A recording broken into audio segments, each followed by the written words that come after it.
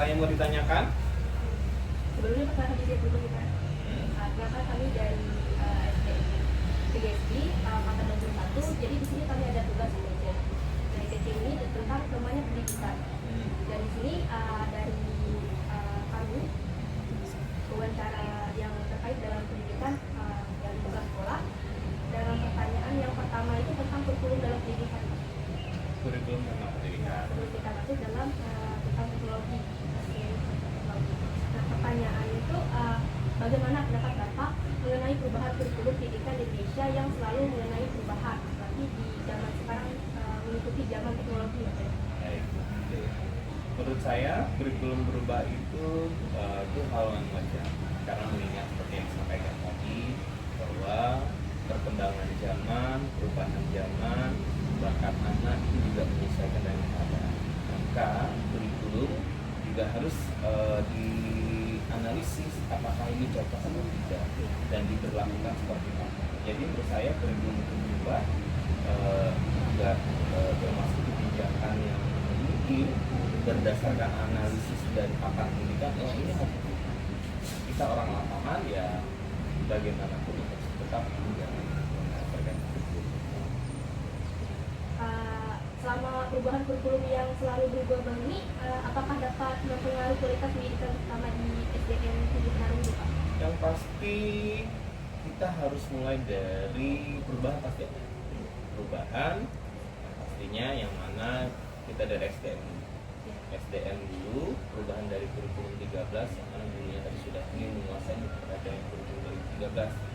Namun kita ada perubahan ke menjadi kurikulum merdeka atau kurikulum nasional. Nah ini pasti kita harus belajar lagi, ya. Banyak belajar lagi.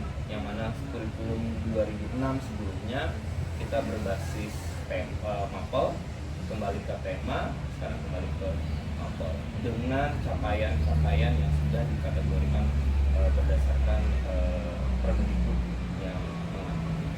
Pasti ada perubahan. Setiap kan kurikulum ada perubahan, Pak, dan setiap kurikulum kan berbeda. Jadi apakah ada tantangan di dalam kurikulum itu? Tantangan pasti ada. Kita harus menyesuaikan, kita harus mulai membiasakan diri, harus banyak belajar. Apalagi sekarang tidak seperti yang dulu, yang mana kalau kurikulum 2013 kita dipersiapkan, semua guru dilatih, semua guru dipanggil untuk ikut kegiatan. Mulai dari, saya masih ingat, mulai dari struktur kegiatan tingkat pusat, lalu dipanggil tingkat provinsi, kami lagi struktur tingkat kota, baru tingkat kota melatih lagi guru swasta. Jadi semuanya dilatih untuk menguasai kurikulum. Nah, tantangan sekarang berbeda. Guru diharapkan itu bisa belajar senyaman melalui platform mereka mengajar. Jadi bagaimana seorang guru dia harus mempersiapkan diri, membekali dirinya dengan belajar secara mandiri. Jadi sekolah harus belajar nih terkait dengan kurikulum. Sama di SDN Titik Harum kita sudah menjalani 2 tahun, yaitu kurikulum mandiri belajar mandiri berubah.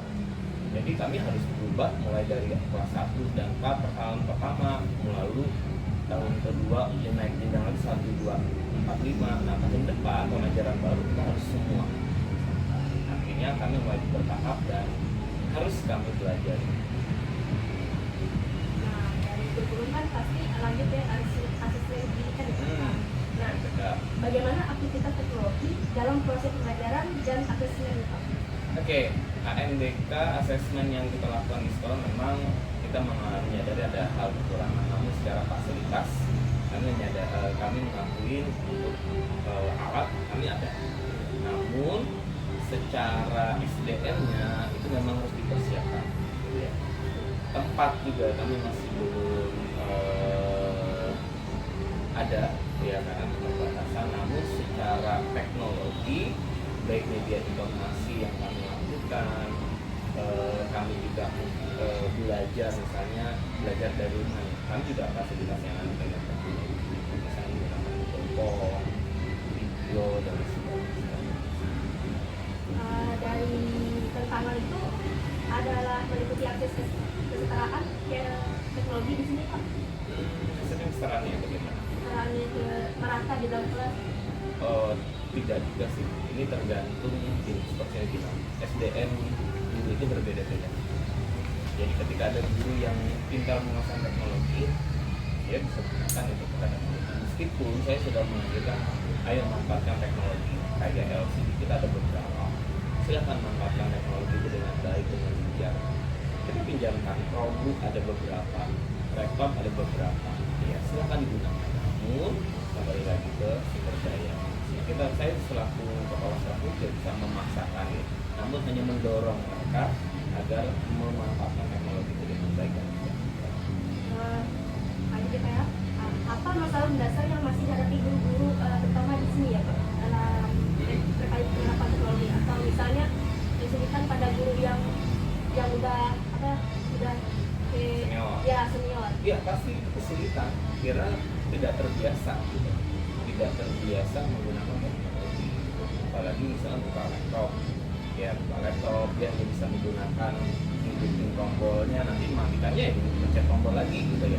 Nah itu perlu pendampingan yang khusus. Namun pendampingan yang khusus kalau tidak dibarengi dia untuk belajar lagi itu juga mengalami kesulitan. Jadi kembali lagi ke guru masing-masing.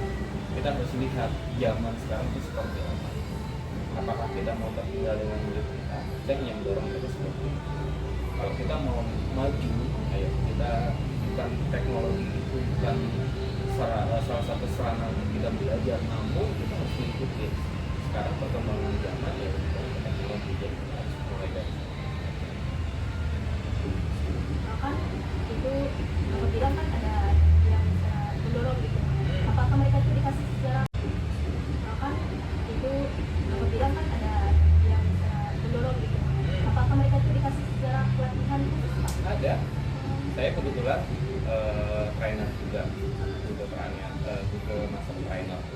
Nah kebetulan saya juga dampingin mereka.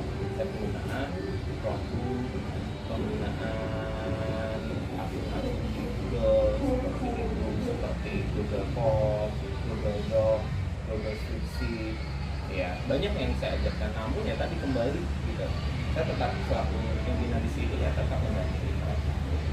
Bahkan saya juga mendatangkan teman-teman dari trainer lain untuk kolaborasi bersama dengan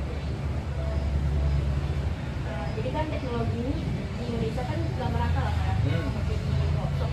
Mungkin Bapak pernah ngajar di desa gitu.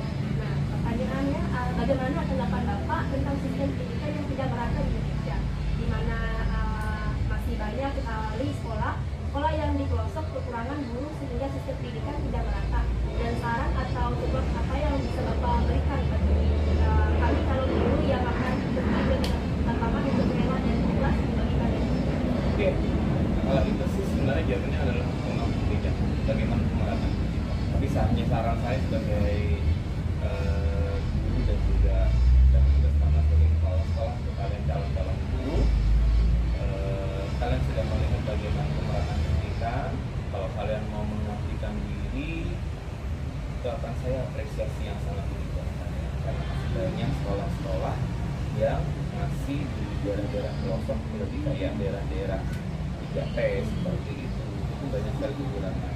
Sebenarnya 3T itu banyak hal-hal yang banyak dia dapatkan. Jadi tidak semata-mata dia dapat beli program saja, namun banyak tunjangannya. Itu sebenarnya apresiasi yang diberikan pemerintah kepada mereka. Bahkan teman-teman yang dari daerah yang 3T itu, karena dia dipanggil ke tiap tahun dipanggil untuk apresiasi.